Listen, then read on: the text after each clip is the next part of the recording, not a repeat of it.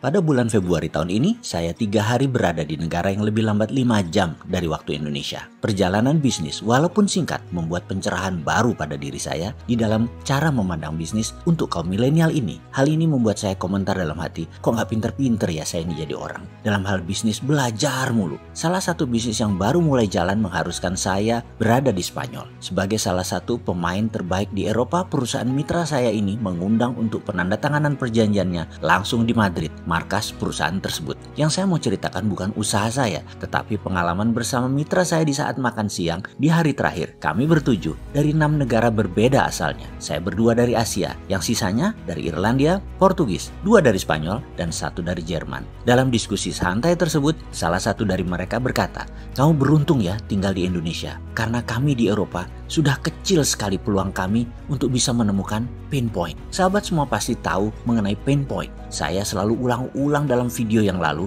kemampuan melihat pain atau titik derita ini pada sebuah masalah dan menemukan solusinya itu adalah peluang bisnis yang luar biasa besarnya. Kita review sebentar tentang pain point. Misalnya, macetnya Jakarta dan masalah distribusi barang sehingga melahirkan industri yang namanya GoFood, GoShop dari Gojek, GrabFood, dan lain sebagainya adalah kemampuan mereka melihat pain point. Itu pelajaran singkat mengenai pain point ini. Catatan penting, semakin besar masalah yang diselesaikan atau terobosan untuk mempermudah hidup, akan semakin besar profit atau keuntungan menyertainya juga. Juga semua ini besar nilainya untuk bisnis Anda. Seperti Apple Incorporated lakukan dengan iPhone yang menggabungkan telepon dengan semua aplikasi adalah solusi memindahkan semua tools ke tangan. Membuat Apple Incorporated sekarang nilainya $1.000 billion market capitalization-nya. Ini sama dengan 50 kali APBN Indonesia yang 2.000 triliun rupiah. Juga kalau dibandingkan BUMN Indonesia, Apple itu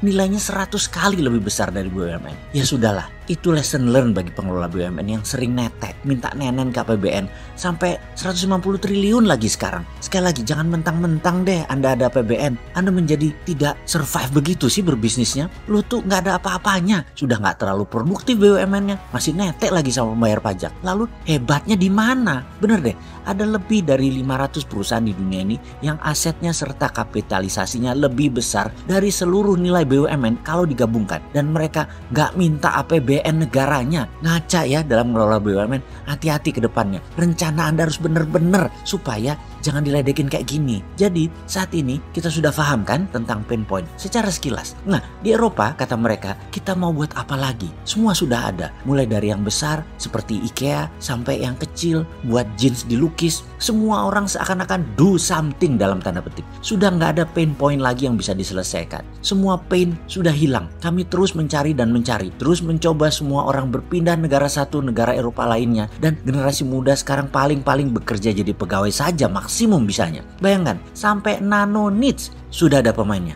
Apa itu nano niche? Misalnya mereka menganalisa di dunia ini ternyata setiap 10.000 orang ada 1 orang yang kalau berdiri di depan umum atau berbicara di banyak orang lebih dari 2 orang saja tangannya berkeringat. Kejadian ini tentunya membuat tidak nyaman dirinya dan orang di depannya. Lalu pain point itu menjadi peluang bisnis. Diciptakanlah comfort ball yang dibuat dari bahan kain penyerap keringat yang sangat lembut dan wangi. Sehingga mereka yang memiliki masalah tangan berkeringat tadi bisa menjadi nyaman dengan memegang comfort ball tadi. Itulah nano niche. Bayangkan, 1 orang dari 10.000 saja yang memerlukannya. Tetapi pain point tetap peluang besar. Dan ini disolve. Ini diselesaikan solusinya. Lalu setiap orang mulai mencari-cari nano niche lainnya. Dan dibuatkan problem solvernya. Sehingga kami dipaksa terus-menerus menciptakan sesuatu yang makin kecil pasarnya. Atau kami hanya bisa jadi pegawai biasa saja. Semua pasar itu ada pemainnya. Semua sisi ada yang memenuhi kebutuhannya. Sungguh menjadi pegawai semua menjadi rutinitas. Dan jadi pegawai tidak menyenangkan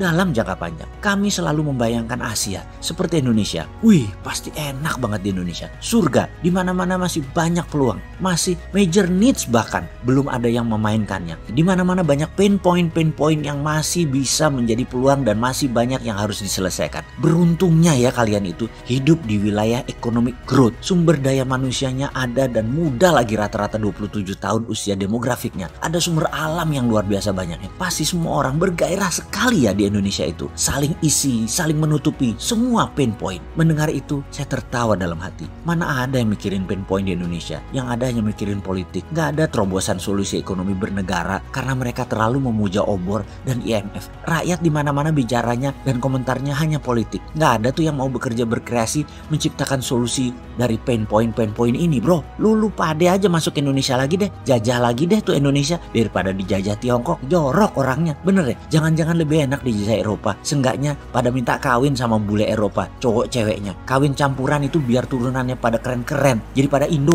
Asli saya cynical banget komentar dalam hati tersebut. Karena kok di Indonesia nggak ngelihat apa yang mereka lihat ya. Sebel gua. Apalagi pejabatnya. Semua cipta anak bangsa ini pasti nggak lancar jalannya. Ada izin INA itu yang nggak jelas. Di mana sih berjuangnya kalian untuk rakyat? Kalian di atas tuh rebutan APBN doang bisanya. Jamput tenan kon.